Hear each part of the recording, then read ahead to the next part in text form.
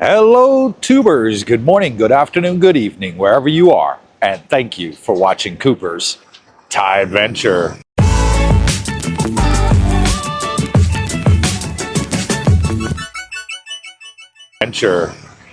Welcome back. Today we are back on Jomtienbeach Road for yet another walk and talk. Everybody seems to like them on the channel, and so do I. And today I'm out here with my brand new camera. I told everybody I was going to be updating all my YouTube equipment, and this was the first buy. It's the DJI Action 5 Pro, and I'm loving it so far. The screen is much bigger. I can clearly see my face in there. Not that I really want to. Look at my ugly mug. But anyways, I can see my face in there, and it's looking fantastic. Well, before we get into today's walk and talk, I want to show you an update on Jomtienbeach Road. Now, Jomtienbeach Road has been undergoing some construction as late, and what they're doing is they're putting whole brand new sewer systems here. And they're digging it up and putting all brand new sewer systems in there. And it is super fantastic. I'm not going to go any further down. I really don't want to disturb the workers while they're working. But just to point out, there you go. It's going all the way down here. And they've already finished this side up here. And it's looking great. They've made the sidewalk there very walkable. Put all new tiles down on there. Soy dogs and pigeons here, they don't mess with you. So let's take a walk down to the beach. And let's go have a look at the ocean and see if it made any difference. Because before, when I filmed down here, a couple months ago, the water was sort of brown and not looking that good, to be honest with you. Has it made an improvement by putting in the new sewage system going up this way here?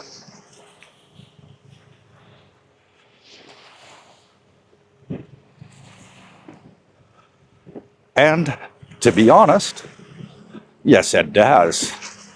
Look, the water, it's no longer brown. And look, as you can see, as it washes up here, it's actually getting clear. So I say give it another 6 months, and this water is going to be looking absolutely fantastic. So let's get started with today's walk and talk. And today's walk and talk is all about spending here in Jomtien in Thailand, and the things that I hear from my subscribers. Well, 2 days ago, Darlene and I were walking out to our local 7-Eleven, and we ran into one of our female subscribers. And she was been here now probably about 2 months, around about that, and been a subscriber to the channel for a very long time. So we asked her, how you liking it, all the regular stuff, and she says, I absolutely love it. And she says, I take the free shuttle bus from Dusit Grand Park 2, our condominium complex. And she goes up to Macro, which is like our Costco out in the west. And she buys her groceries there. And she said that, she's spending on average about $300 a month on groceries. And she never goes out to buy at restaurants. She always cooks at home. I said, why do you do that? It's cheaper, almost to eat outside. And she said, I just enjoy cooking. I'm one of those people. I enjoy cooking, and I buy everything in bulk. And I buy all my meats from Costco, equivalent here, Macro, and then I freeze them. Put them all in freezer bags in the freezer, and then use them as and when needed. She says, it's been a month since her last shop, and she still got lots of meat in the freezer. And she's loving it. And I said, okay, that same $300, how far would that go for you back home in America? She said that wouldn't even cover a week's shopping. She said the prices have got that bad, Coop. It wouldn't even cover a week's shopping now. It's just super, super expensive. And she says that she likes to go to Villa Market here, which is a local supermarket, and stock up on her American luxuries because it's an expat supermarket here. And she says it's a little bit expensive because everything's imported from the West. So therefore they have to put the import fees on top of them. And that's one of the things that a lot of people say to us at the meet and greets. Coop, I love Thailand. It's super fantastic. But man, buying expat foods over here are expensive. And I always come back with the same response. I always say to them, yeah, okay, it may be expensive, but look at where you're saving. Your rent, $300 to $500 a month for a one bedroom. Your electricity, your water, your internet, all for $100 a month. So add that together, that's $400 to $800. And you've got the rest to enjoy your life. You know, just buy your food. And I say you can live out here for $10 to $12 a day. And our female subscriber, I'm not going to put her name out. I don't do that. You know, if you're watching this video, you know, because you're only spending $300 a month. And that is just fantastic prices. And I say compare it. You know, what would you be paying for this condo with all the facilities back in your home country? What would you be paying for your water, your electricity, your internet back in your home country? And they say, yeah, okay, I'd be paying 4 times as much on average. I said, okay, now you're looking at $2,000 to $3,000 a month. Are you going to really get upset because a box of Cheerios is $2 more expensive here than it is back in America? No, you're not, are you? You know, so they think about it for about 10 seconds, everybody that I've ever had this conversation with, and then they'll come back and they'll say, yeah, Coop, you're right. I didn't think about it that way. Yeah, okay, I don't mind spending on some luxuries, you know, and spending a couple of dollars more for the import tax, you know, because when you're saving on average 75% for your accommodation, your household bills, and your food, then, you know, spending an extra 10 to 30% for, you know, some luxuries that on average, you know, you're only going to buy once in a while, you know, then it really is a no-brainer, folks. Because if you can live out here, enjoying the good life, with this super sea view here, walking the beach, chilling out, making new friends. As I always say, don't sweat the small stuff. Just enjoy life as it goes, you know, and as it happens. And I'll always get when I film a property, hey, Coop, man, that's expensive. You know, if I show a one-bedroom condo, you know, that's sort of $400, you know, 35 square meter condo. Man, that's expensive. And then, you know, I get people email me and say, man, where's that guy coming from? He needs to come to Nevada, where I live, and the prices on average for a one bedroom are $2,000 a month. And don't even have any of the amenities that they have here. Jacuzzi, no. A sauna, no. Steam room, no. Gym, no. Pool, yes, but small. You know, and free parking, no. You know, and I get it.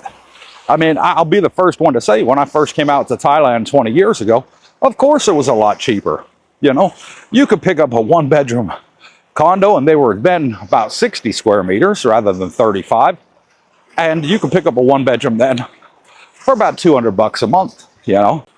But everything in the world has gone up, including in Thailand. You know, Thailand's, you know, no different than anywhere else. It's gone up in prices, but it hasn't gone up as high. Because in the West, prices on average over the last 20 years have doubled in price. Doubled in price. Think about what you would pay for a one-bedroom apartment in the West 20 years ago. And tell me it's not doubled in price. Because I'll tell you what, it has. Tell me where you in the West, what you were paying for food 20 years ago, what you're paying for electricity, for water, for internet, you know? And the internet was dial-up. Remember those old days? You heard that, you know, you wanted to connect to the internet, you had to have a modem. And then what you did is you connected and you heard, you know, and welcome to AOL, you know, the good old days, where it took 10 minutes just for a web page to open with a picture on it, you know. So those were the fun times, you know. And for high-speed internet, it wasn't even heard of, you know. It wasn't even a thought in anybody's head back then. And a lot has changed. But yeah, Thailand's gone up in prices over the last 20 years. But has it gone up by 100%? No. Has it gone up by 50%? No. I would say on average, over the last 20 years, Thailand's prices have gone up about 30 to 40%. Property on seafront, yes, it's gone up 40%. But food prices have stayed relatively low. 20 years ago, I used to be able to get all-you-can-eat buffet for 100 baht. Now, it's sort of 300 baht, or 299, or 290, or 280, you know. So that one there, I would say, has doubled. But for the food stalls and the local Thai food, no, I'd say it's only gone up about 30% on average. Electricity, water, again, about the same. You know, it's gone up maybe about 20% over the last 20 years. But it hasn't gone up to the point where us in the West, with our pensions, can no longer afford Thailand. If that happened, I think a lot of Thai people would be in poverty. I really do. And I can't see that happening anytime soon. I really can't. Because Thailand's one of those countries where they're working as hard as they can to keep the prices down and keep it affordable. Because tourism counts for a huge amount of the GDP here in Thailand. And they can't afford to have high prices here. You know, tourists won't come. They'll go somewhere else. Retirees will stop coming, you know. So if you want to judge anything about Thailand and where it's going in the future, judge it by its past. Where's it been in the last 20 years? You know, baht buses are still 10 baht to go from here, Jomtien, to Pattaya. Still 10 baht. Hasn't changed in 20 years, folks. Internet plans for your home or your cell phone, they've only gone up about 10% in the last 10 years. And since 5G's come out, they've actually gotten cheaper. So, because when 5G first came out, it was expensive here in Thailand. Now there's 5G towers everywhere. So they're bringing the prices down. They've already put the infrastructure in. And there's not really much maintaining work to do to it. So they brought the prices down and made it very affordable for everybody here. So if you're one of those thinking about, is Thailand right or wrong for me, or should I retire here or should I not? You know, is my pension going to be able to cover me for the later years in my life? You know, get on Cooper's Thai Adventure Community Facebook group, where we've got over 1,600 of our subscribers from YouTube on there, and over 270 now living here in Thailand. And it's called Cooper's Thai Adventure Community on Facebook. We'll put the link right here in this video for you.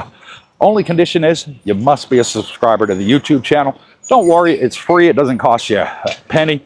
They use the word subscriber just like they do on Facebook or X or anything like that for follow. So it's free. It doesn't cost a penny. And you'll be able to make a lot of good friends and ask people there. Ask those that are boots on the ground that are part of our community. Hey, is Coop telling the truth or is he full of doo-doo? You know, is it really like that? Is it really that good? Is what he's saying it is. Because I'll tell you what, you ain't going to find much better than here on your budget anywhere in the world that's going to be as modern, as clean, as affordable, and luxurious as what Thailand is. So until next time, wherever you are, good morning, good afternoon, good evening. God bless you all. Stay tuned.